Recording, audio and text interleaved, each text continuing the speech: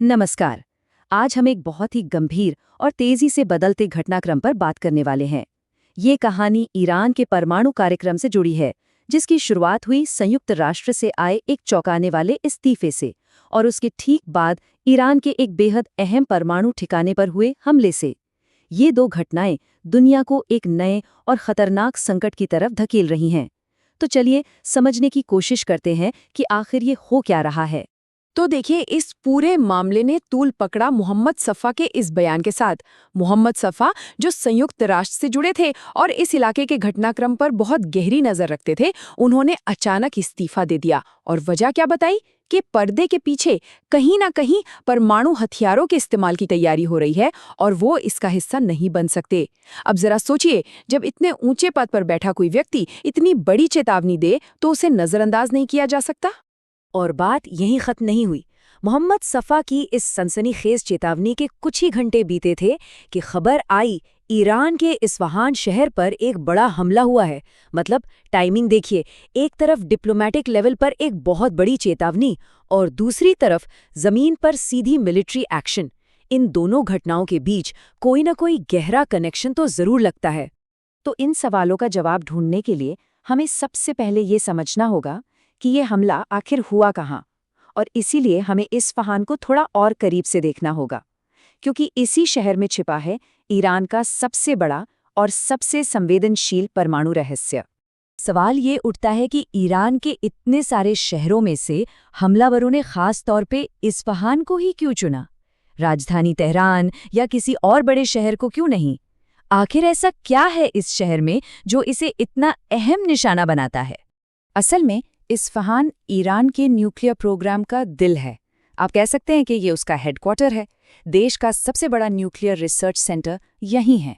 यहीं पर वो यूरेनियम तैयार किया जाता है, जिससे या तो बिजली बनती है या फिर बम, और यहीं पर मिसाइलें और दूसरी ज़रूरी चीज़ें स्टोर की जाती हैं।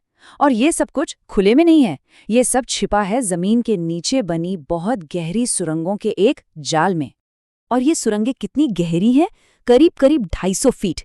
ये इतनी ज्यादा गहराई है कि इसे तबाह करने के लिए कोई आम बॉम्ब काम नहीं करता।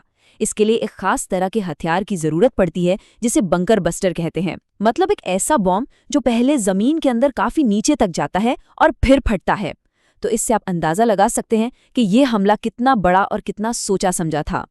तो ठीक है, हमें जगह का तो पता चल गया, एक बेहद सुरक्षित किला जो जमीन के नीचे बना है। पर अब सवाल ये है कि इस किले के अंदर ऐसा क्या है जिसके लिए कोई भी देश इतना बड़ा जोखिम उठा रहा है? इसका जवाब एक ही शब्द में है, यूरेनियम। इस पूरी कहानी को समझने के लिए आपको बस एक चीज समझनी है, यूरेनियम एनरिचमेंट।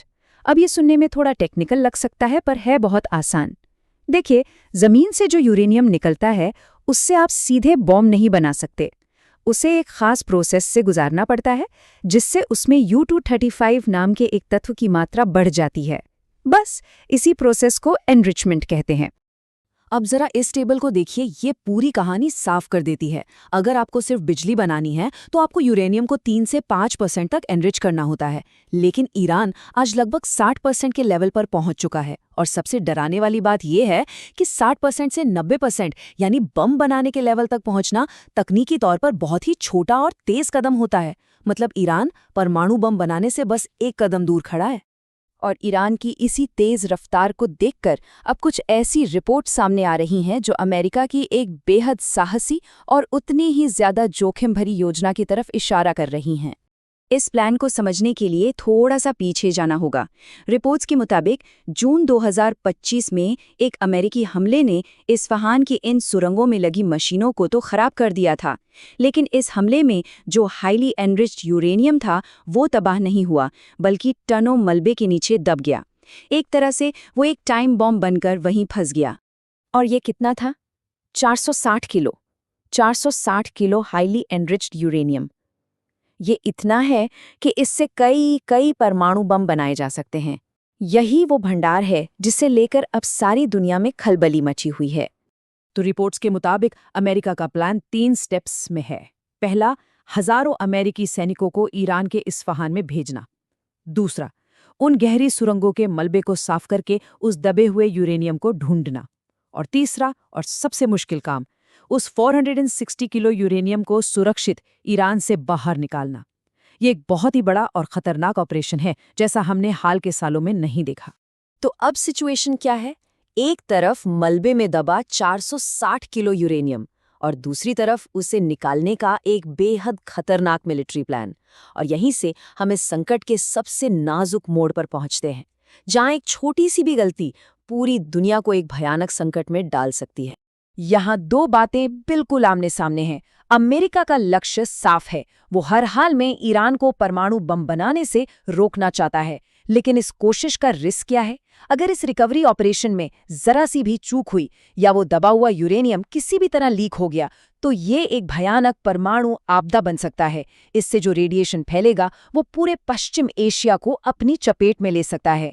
और जाहिर है इस पर पूरी दुनिया की नजरें टिकी हुई हैं। रूस ने खुलकर इस अमेरिकी योजना की निंदा की है। उधर ईरान भी चुप नहीं बैठा। उसने सीधी धमकी दी है कि अगर अमेरिकी सैनिक उसकी जमीन पर उतरें तो उन्हें इसकी भारी कीमत चुकानी पड़ेगी। इन सब वजहों से दुनिया भर के एक्सपर्ट्स ये मान रहे हैं कि किसी परमाणु घटना का खतरा पिछले 10 सालों में सबसे ज्यादा है।